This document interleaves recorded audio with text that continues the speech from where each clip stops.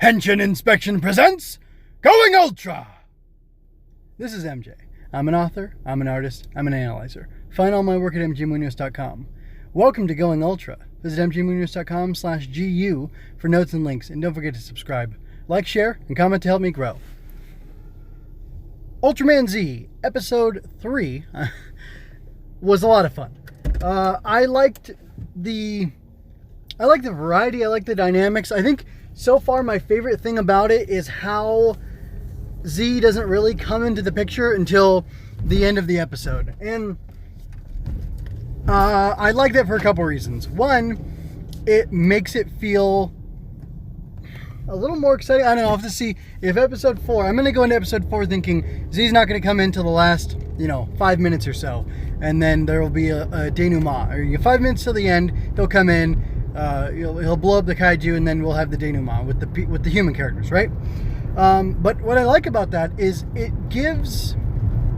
I guess I've always thought about Ultraman as the Ultra takes over the man, and that's it. And I think, spoilers for the original Ultraman, which is, from 66, so it's, over 50 years old, right? Is it close to 60 or over 60? I don't know. Anyway, Shinhayata is left when the Ultra returns home with no memories of the year or 2 years or whatever it was that the Ultra was in his body. So, is that going to happen to Haruki? I don't think that's what's going to happen to him, but I say that because he retains so much of his personality, and they're so obviously different people, different entities, and that's something I like. So anyway, I don't think it's going to go there, but I guess what I'm trying to say is I like the fact that there is a clear distinction between Haruki and Z, and that's enjoyable to me because it gives me more characters to enjoy, and it makes for, I think, better storytelling because you have the difference between the 5,000-year-old Z and the 20-something-year-old Haruki. And Haruki's dealing with hay fever, and so is the monster that he's fighting. And that's just silly enough to work and to be funny, and for me to, have a good time with it. And I guess I like that the show's not taking itself too seriously, and it's, content to make this kind of humor, this kind of situational humor with, hey, it's hay fever season, they're going up in the mountains, I gotta move this kaiju from the mountains to this island where it'll be safe, and oh, there's no way it's gonna wake up. It's, it's even pointed by them saying that there is a less than 0.01% chance that the kaiju will awaken, but I guess they weren't accounting for the fact that it has hay fever allergies. And I mean, they commit to that bit so much that the kaiju actually sneezes on Z and gets snot all over his face, and it's almost an attack, and that's pretty hilarious. So I don't know, it was so fun, and I feel like I got such an insight into the characters. The commander or whatever is talking about the budget cuts, or the potential budget cuts that they're trying not to face, because there's a second robot who we see in the intro that they're trying to get constructed. And the whole storage team, wants that to happen because, the 2 robots is going to be better than 1. And I was wondering why you had 2 pilots for the robots, and, for Sevenger, and then for the, next one to come along.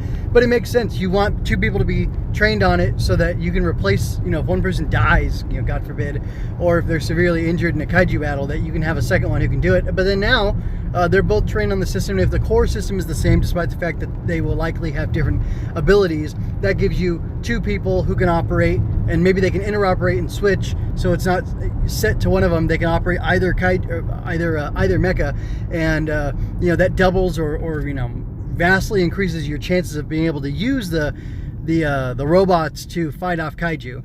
And I think that's really great, and it's a nice, realistic aspect of it. That just kind of makes it more fun and more interesting. So, some personal things that I noticed. Haruki is described as a martial arts master of at least karate and maybe something else, but that might have just been the American one of the guys sounded American, one guy sounded British.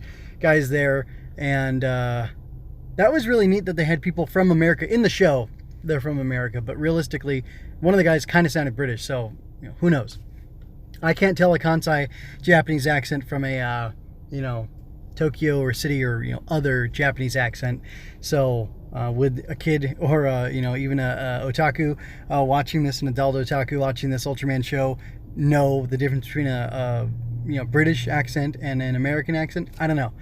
Anyway, that's not important at the moment. What's important at the moment is that, during the dialogue of that, Yoko starts talking up Haruki, just to kind of make them sure of Sevenger, because they want Sevenger to be a success. Storage does, so they can, or to be seen as a success, so that it's legitimate and they get greenlit for more budget for this additional robot. And what I thought was cool is at the very end, the guy, even though there was some hijinks, and the guys thought that that Haruki was doing like some Kabuki type thing. They thought he was like showboating, but he wasn't.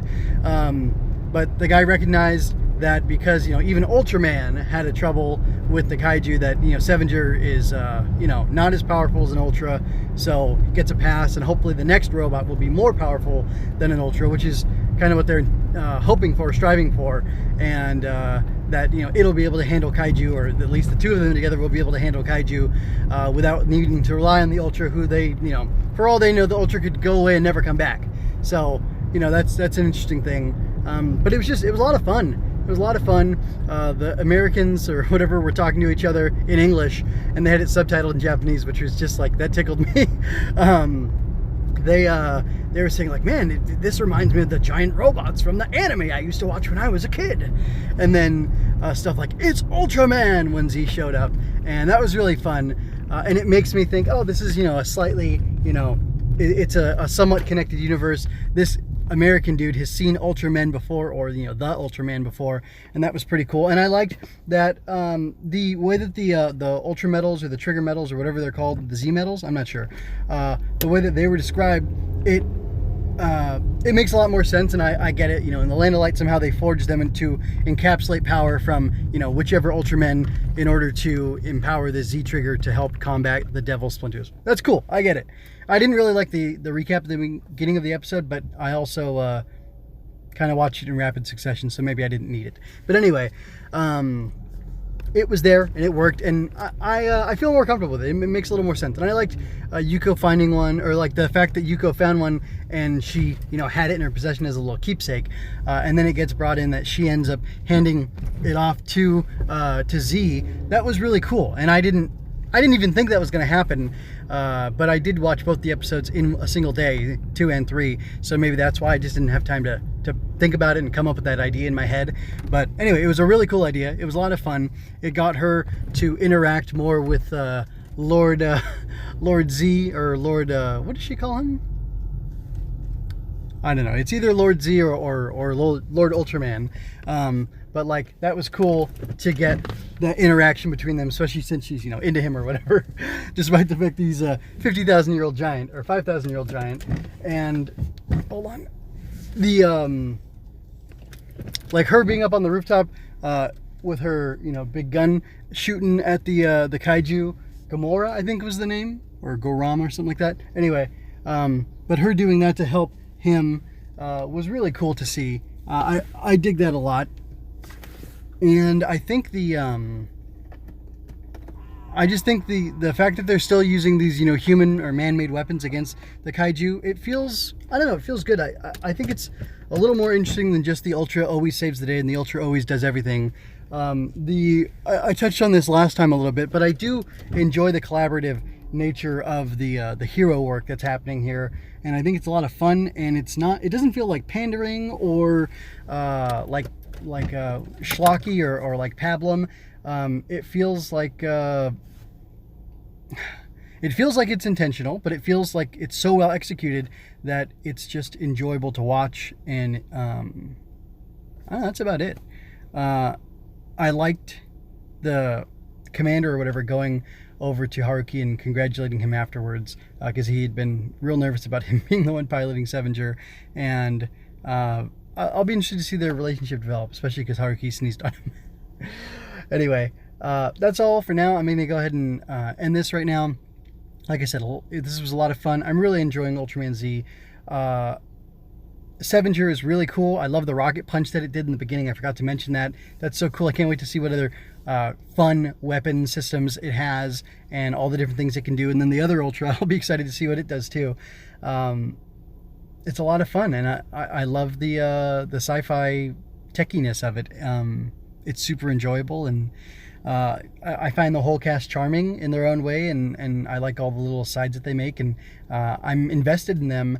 And I'm looking forward to seeing, like, if we've got a 2 robots plus Z, plus Z.